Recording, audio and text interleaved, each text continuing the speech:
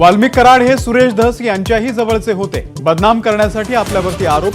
बीडमधील देशमुख हत्या प्रकरणामध्ये धनंजय मुंडेंची प्रतिक्रिया. आरोपीला फाशीची शिक्षा झालीच पाहिजे, मुंडेंची मागणी.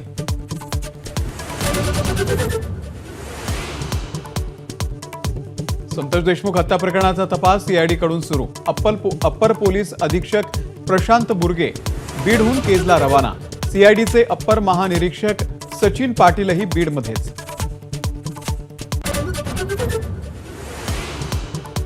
कल्याण अपहरण आणि हत्या प्रकरणामधील नराधम विशाल गवळी आणि त्याची पत्नी साक्षीला 7 दिवसांची पोलीस कोठडी. जलदगती न्यायालयामध्ये खटला चालवण्याच्या मुख्यमंत्र्यांच्या सूचना. अंबरनाथचे आमदार डॉक्टर बालाजी किणीकर यांच्या हत्येचा कट रचल्याचं समोर. 2 जण चौकशीसाठी ताब्यात. गटबाजीमधून हत्येचा कट रचल्याची माहिती.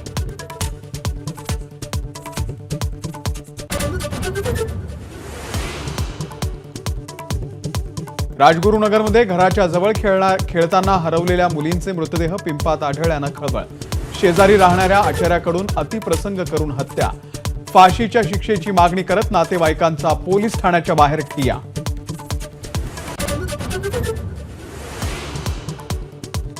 श्रीनगरला सुट्टीवर जाण्याच्या पूर्वी शिंदे कुटुंबीय पंतप्रधानांच्या भेटीला.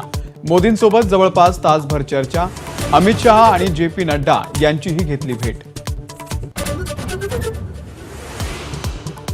सामाजिक न्याय मंत्री संजय शिरसाट यांच्याकडून बाळासाहेब ठाकरेंच्या स्मारकाची पाहणी. स्मारकाचा पहिला टप्पा पूर्ण. 23 जानेवारीला सामान्यांसाठी खुलं करणार, शिरसाटांची माहिती.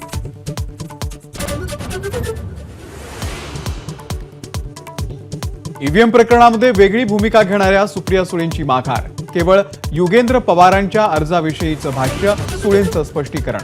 पुराव्याशिवाय ईव्हीएमवरती आरोप करणं अयोग्य असल्याचंही केलं होतं वक्तव्य.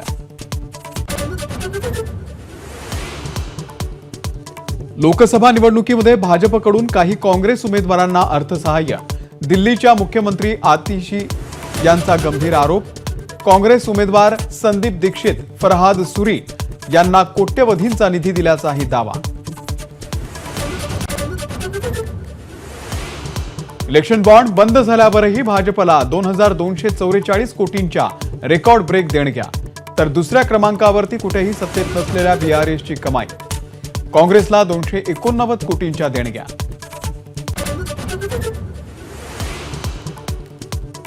मराठवाड्यात 8 पैकी 6 जिल्ह्यातल्या ZP शाळांच्या 29% विद्यार्थ्यांना मराठीत वाचता येईना. विभागीय आयुक्तांच्या पाहणीमध्ये उघड झाली धक्कादायक बाब. ABP माझा, उघडा डोळे बघा नीट.